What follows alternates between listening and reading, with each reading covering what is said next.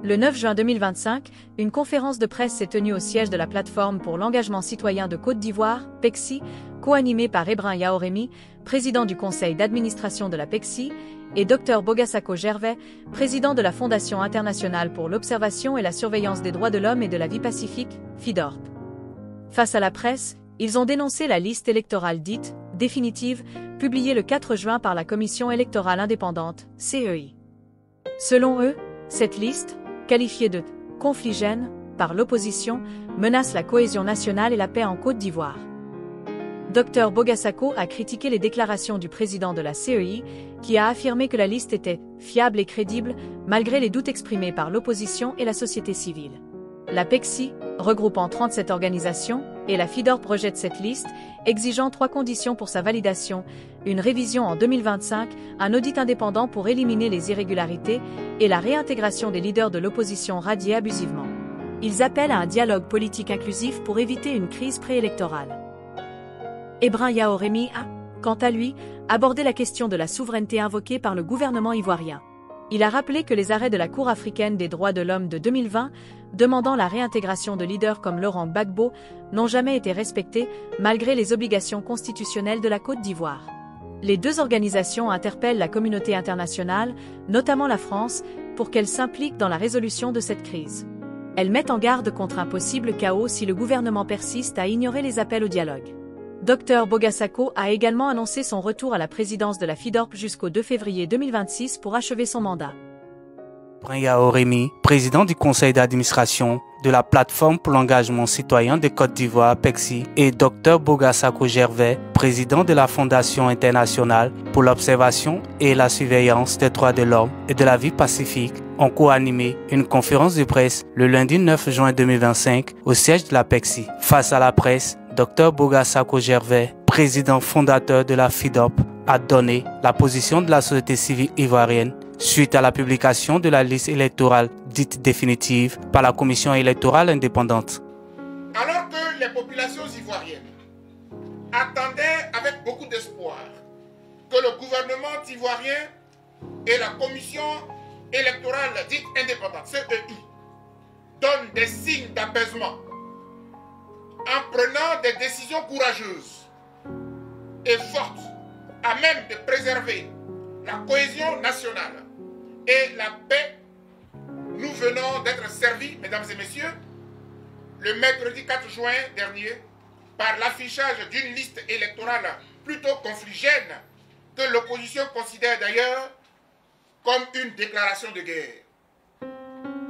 Aussi, en prélude à la publication de sa fameuse liste électorale, dite définitive, le président de la CEI a-t-il organisé un point de presse où il a osé dire, et nous citons, « La liste électorale est définitive. Elle est prête, elle est fiable, elle est crédible. Elle peut servir à une élection crédible. » Puis il a ajouté plus loin que c'est cette même liste qui aurait servi à l'élection des présidents successifs, Félix Houphouët-Boigny, Henri Konan Bédié, Laurent Gbagbo et Alassane Ouattara, comme si depuis lors, le peuple ivoirien n'avait pas doublé ou triplé. Devant la publication de cette liste électorale confligée, nous, la plateforme pour l'engagement citoyen de Côte d'Ivoire, la PECCI, qui regroupe 37 organisations, associations, ONG et mouvements de la société civile, et qui est représenté ici par son PCA, M. Ebrin Yaoremi, et la FIDORP, représentée ici par son président fondateur, Dr Bogasako Gervais, nous persistons à douter de cette liste électorale et nous la rejetons. Pour nous, si l'on veut épargner la Côte d'Ivoire des chaos qui se préparent à l'horizon, les autorités actuelles au pouvoir devraient saisir, pendant qu'il est encore temps, l'opportunité de la paix. Nous réaffirmons donc, et avec force, que la seule alternative pour trouver des solutions concertées à cette situation de crise préélectorale que traverse actuellement la Côte d'Ivoire, c'est le dialogue politique inclusif tant souhaité par les populations ivoiriennes. Pour la PECSI et la FIDOC, en effet, cette liste électorale ne pourrait être définitive qu'à 3 conditions. Première condition, la liste électorale ne serait définitive qu'après sa révision en 2025 avant l'élection, comme l'exige la loi. C'est un droit de l'homme pour les populations et une obligation pour la CEI et par ricochet pour l'État de Côte d'Ivoire. Deuxième condition, la liste électorale ne saurait être crédible qu'après avoir été auditée pour la débarrasser de toutes les imperfections relevées par les experts commis de l'opposition et de la société civile. Troisième condition, surtout, la liste électorale ne serait totalement définitive que lorsqu'elle aura intégré tous les principaux leaders de l'opposition qui en ont été radiés abusivement et injustement. À sa suite, Ebrahim Yaorémi, président du conseil d'administration de la PECSI, s'est prononcé sur la question de la souveraineté de la Côte d'Ivoire que brandit à longueur de journée les autorités actuelles au pouvoir. Nous, la plateforme pour l'engagement citoyen de Côte d'Ivoire dénommée PECSI, qui regroupe 37 organisations, associations, ONG et mouvements de la société civile ivoirienne, qui est ici représenté par son PCA, votre humble serviteur Ebrahim Yaorémi, et la FIDOC, la Fondation internationale pour l'observation et la surveillance des droits de l'homme et de la vie pacifique, représentée par son fondateur et président, Dr Boga Sako Gervais. Constatons avec regret que devant les initiatives louables de leaders de la société civile ainsi que de l'opposition politique ivoirienne de saisir les institutions internationales, notamment l'Organisation des Nations Unies, ONU, et l'Union européenne, entendons le gouvernement ivoirien dire par la voix de son porte-parole que la Côte d'Ivoire, notre pays, reste au final un pays souverain. Une façon de dire clairement aux Ivoiriens que, quelles que soient les résolutions qui seraient prises par l'ONU ou de toute instance internationale relative aux différentes saisines sur le processus électoral en cours en Côte d'Ivoire, le gouvernement actuel ne l'appliquerait jamais. Pour preuve, les arrêts de la Cour africaine des droits de l'homme et des peuples du mois de septembre 2020 qui demandaient expressément de réintroduire les noms de M. Laurent Gbagbo et de M. Soro Guillaume sur la liste électorale dans le cadre des présidentielles de 2020 n'ont jamais été exécutés par le gouvernement ivoirien et rien n'y fit. Nous rappelons à toute fin utile que l'article 87 de la Constitution ivoirienne fait obligation à l'État de Côte d'Ivoire de respecter ses engagements signés, traités ou accords régulièrement ratifiés. Dès leur application, leur publication, une autorité supérieure à celle des lois. La PECSI et la FIDOC tiennent à rappeler que, en prenant les armes en septembre 2002 contre la République de Côte d'Ivoire, les rebelles ont dit qu'il s'agissait de permettre à tout le monde et plus essentiellement à M.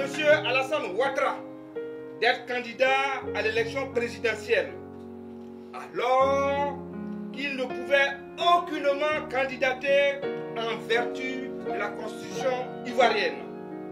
Ainsi, pour trouver une solution à cette situation de rébellion armée qui a entraîné la division de la Côte d'Ivoire en deux et qui risquait de faire basculer le pays dans une guerre civile, le président Laurent Gbagbo a accepté toutes les médiations que l'Afrique et le monde entier lui proposaient. 1. La signature du cessez-le-feu avec les rebelles le 17 octobre 2002 à Accra, sous l'égide de la CEDEAO. 2. La signature de l'accord de l'INAS Marcoussis en France le 26 janvier 2003. 3. La signature le 4 juillet 2003 d'Accra 2. 4. L'exécution de la résolution 1528 des Nations Unies qui a mis en place la mission de paix de l'opération des Nations Unies en Côte d'Ivoire ONUCI avec un effectif de plus de 7800 casques bleus. 5. La signature le 30 juillet 2004 des accords d'Accra 3 qui fixait un nouvel échéancier pour l'application des accords de Marcoussis, notamment pour le désarmement des ex-rebelles et des milices et pour des opérations d'identification des Ivoiriens. 6. La signature le 6 avril 2005 des premiers accords de Pretoria suite à la médiation du président sud-africain Thabo Mbeki pour solutionner le problème de l'éligibilité de l'opposant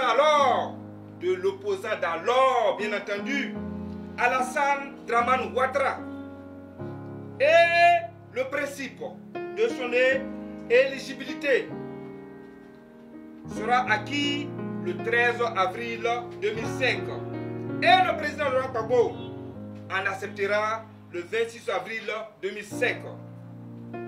Mesdames et messieurs les journalistes, chers frères, voici en résumé le parcours fastidieux avec tout ce que cela a coûté aux Ivoiriens en termes de souffrance physique, morale et surtout économique pour que M. Alassane Dramane Ouattara soit candidat en Côte d'Ivoire afin que nous ayons un peu de paix. Nous avons jugé utile de faire tous ces rappels de mémoire devant la presse nationale et internationale afin que les tenants du pouvoir et les militants qui passent leur temps à longueur de journée à nous parler de la souveraineté de la Côte d'Ivoire sachent que tous les Ivoiriens savent les différentes voies de recours qui ont été exploitées par le passé afin que le candidat d'alors, M. Alassane Dramane Ouattara, soit éligible en Côte d'Ivoire. Considérant que c'est essentiellement grâce à la communauté internationale, notamment l'ONU, l'Union européenne et surtout l'implication directe, nous disons bien, et surtout grâce à l'implication directe de la France à tous les niveaux que M. Alassane Ouattara a pu effectivement accéder au pouvoir d'État dès le 11 avril 2011. Alors, nous ne comprenons pas aujourd'hui le refus catégorique de son parti au pouvoir, le RHDP, de dialoguer avec son opposition pour avoir des élections inclusives, apaisées et acceptables par tous pour mettre fin à cette série de crises électorales à répétition que connaît la Côte d'Ivoire, notre beau pays, ces 20 dernières années. Nous, la PECSI et la FIDOP, interpellons vivement, je dis bien, nous, la PECSI et la FIDOP, interpellons vivement le président français, M. Emmanuel Macron, qui avait soutenu en 2020 le chef de l'État sortant, M. Alassane Ouattara, à une violation flagrante de notre Constitution en disant qu'il s'agissait d'un cas de force majeure après la perte de son dauphin, le Premier ministre Amadou Gon, que le 4e mandat illégal et anticonstitutionnel qui se prépare à l'horizon ne passera pas en Côte d'Ivoire en cette année 2025. Aussi, interpellons-nous M. Jean-Christophe Béliard, actuel ambassadeur de France en Côte d'Ivoire, qui semble avoir un parti pris en faveur du pouvoir d'Abidjan, de se préoccuper avec nous des sérieuses menaces qui planent à nouveau sur la paix et la stabilité, car tous les signaux sont au rouge.